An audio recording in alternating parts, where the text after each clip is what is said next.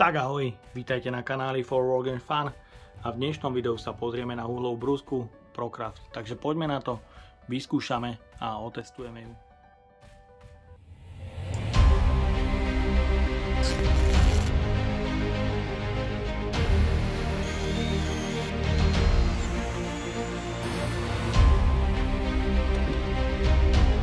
Ten Parkside je o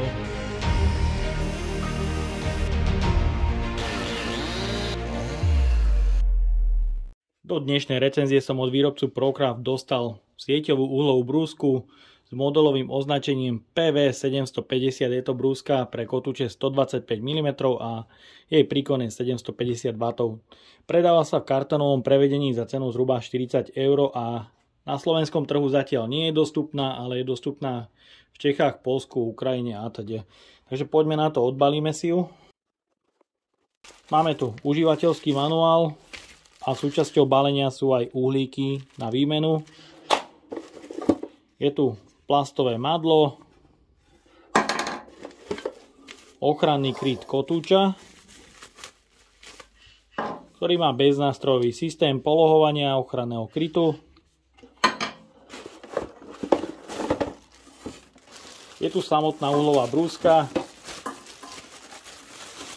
ktorá je celkom malá, kompaktná. No a taktiež tu máme kľúč na zaistenie kotúča. Takže uhlovú brúsku mám kompletne zmontovanú. Čo sa mi páči je, že na kábli je z výroby predmontovaný takýto suchý zips pre motanie káblov. Keďže každý viete, že na tých sieťových brúskach sa tie káble zvyknú v tomto mieste lámať a každý to motá kade ako. A myslím, že toto je veľmi dobré šikovné riešenie, vyriešené za pár centov.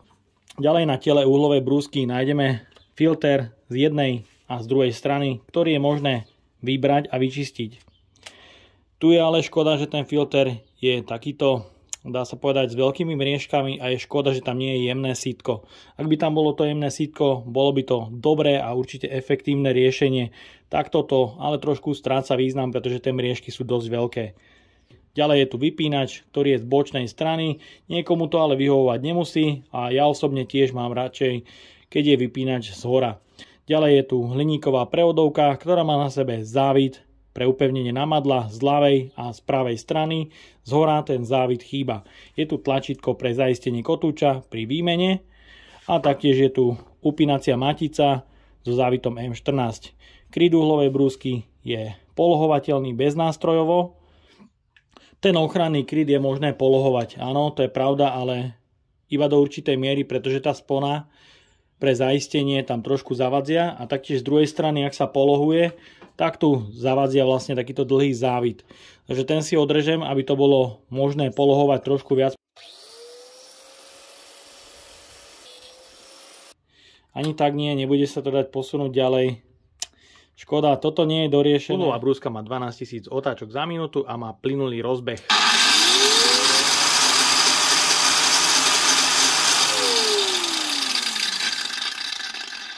Kotúč zastavuje samovoľne, čiže nemá žiadnu brzdu.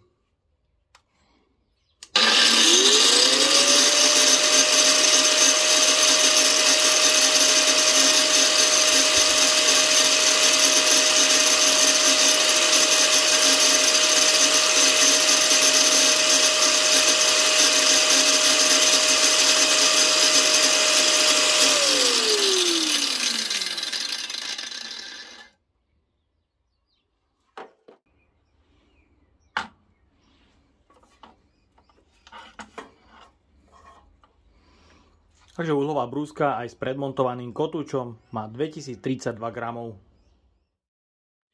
Pre rezanie a brúsenie som si pripravil rôzny materiál a taktiež potrebný materiál. Mám tu kotúč Optima 125x1 mm a pre brúsenie je tu kotúč Rodus 125 a zrnitosť je 40. Začíname teda rezaním profilu 30x30x2 mm.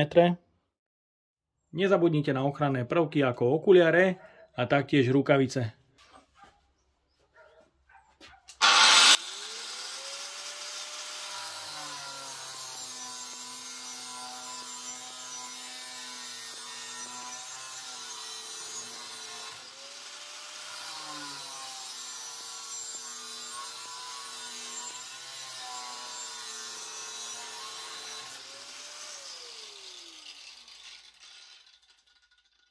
Myslím, že ten rezný výkon stroja je dobrý.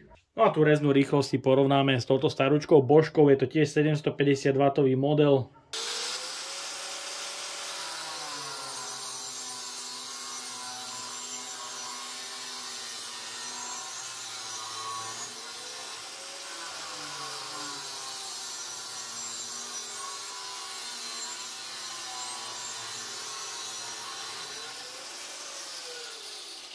Takže tá sila, rezná rýchlosť je porovnateľná s tým Boschom, možno ten ProCraft je o niečo pomalší. Ďalej pokračujeme rezaním profilu 40 na 40 x 3 mm.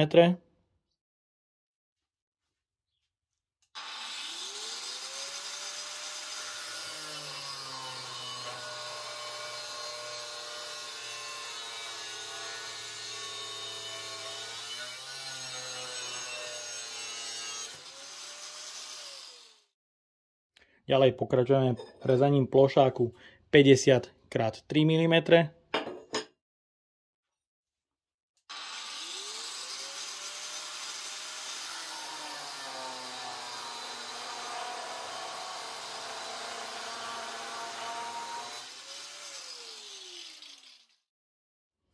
Ďalší plošák o rozmere 60 x 5 mm.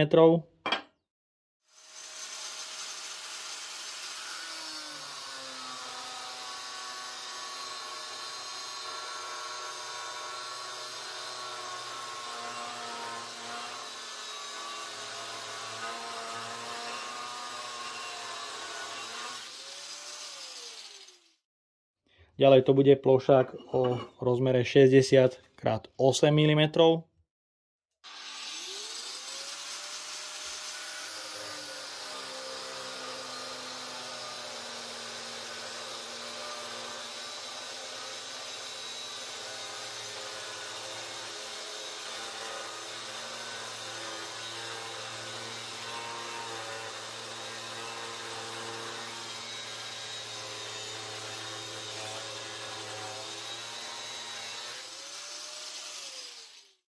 No a pre extrém tu mám Roxor o priemere 26 mm.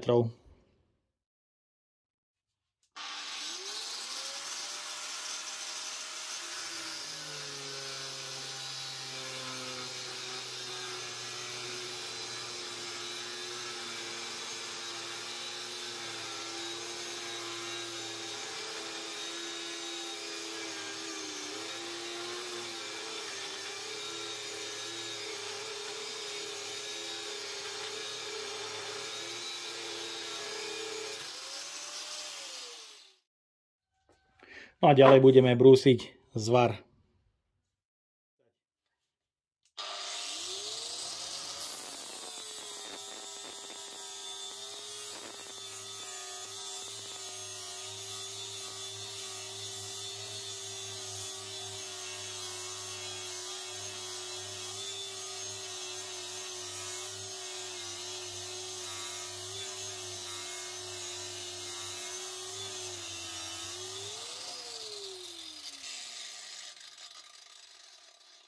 Keďže je to elektrická flexa, je to cítiť, že má silu a aj pri takom väčšom prítlaku to nejak nezastavuje, neobmedzuje pri brúsení.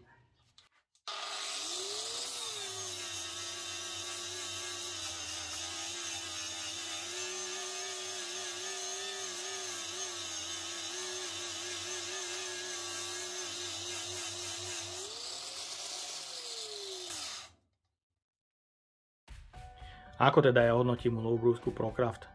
Ide o troška nedotiahnutú brúsku, pretože ochranný kryt som musel upravovať a taktiež sito na filtri je veľmi slabé, mohlo by to byť o mnoho jemnejšie a potom by to sito naozaj fungovalo. Taktiež ergonomia stroja je dosť jednoduchá, pri práci sa ale drží dobre, pretože tá brúska je ľahká, je tu nízka hmotnosť a výkon pri rezaní a brúsení je podľa môjho názoru dostatočný. Ak by tá brúska stála nejakých 25 a 30 eur, myslím, že by to bolo fajn a určite chválim ten suchý zips na kábli, ktorý tu je, aby sa nezalamoval kábel. No a ja dúfam, že sa vám dnešné video páčilo. Ak by ste ma aj vy chceli podporiť finančným príspevkom, dole do popisu vkladám link na PayPal Donate. No a odo mňa je to na dnes všetko a ak sa vám toto video páčilo, dajte like, potvrďte odber a zvonček, aby vám už neušlo ďalšie video. Ahoj!